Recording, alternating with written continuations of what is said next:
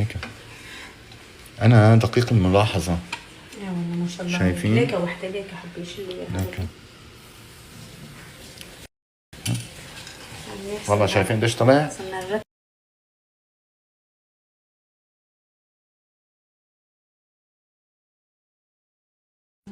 وين الدوري؟ ليك ايه هي. هي وحده. انتبهي ماما عملتها هي بالمره. هي وحده والله هي وحده.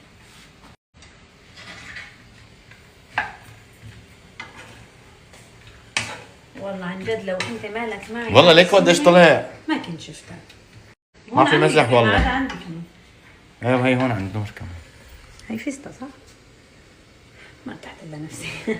لا هي فستة هي. بس ما ارتحت لها نفسي. شو هلا شو دخل النفسية هلا؟ حسيتها قشر. هيك فستة هي عادي. بس على الأغلب ما ضل. هي ضلينا نحركه لحتى برد. هذا اللي بدنا اياه نحن. على الأغلب ما عاد في نعمل. ليك لحظة شوي. في؟ هاي هي.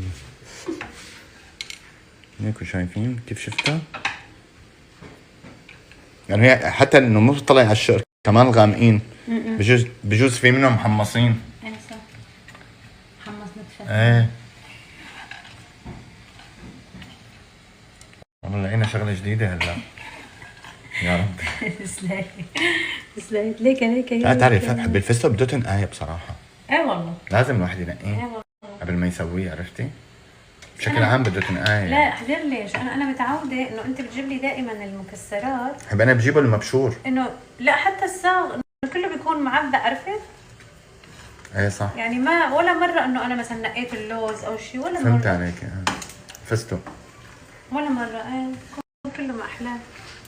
انا مو حطيته كسرته. ضاعت الطاسة. حتى هدول القشر تكسرهم. فتوزع.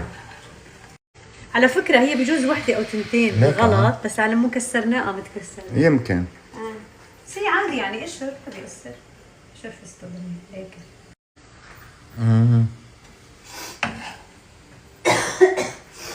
جد يا جماعة ريحة الفستق بعد ما تحمص بالسمنة صار أقسم بالله بشهي ريحته.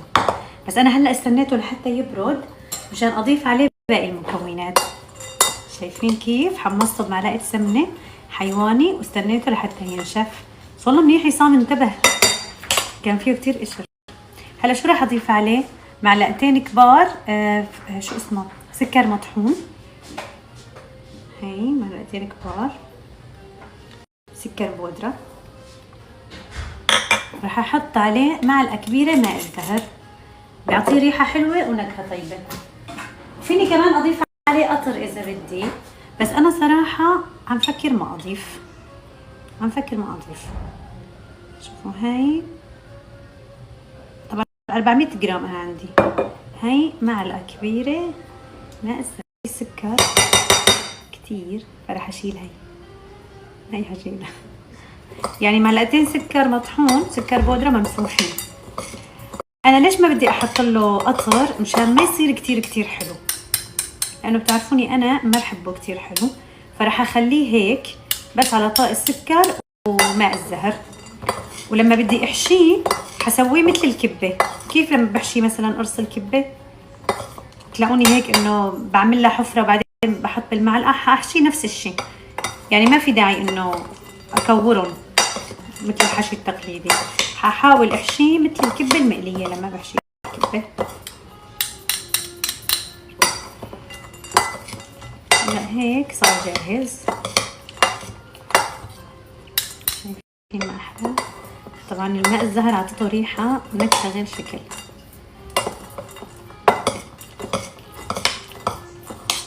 هلا هيك بعدين ضفت السكر وماء الزهر بضل الفستق شايفين كيف بضله هيك مقرمش ما بصير طري.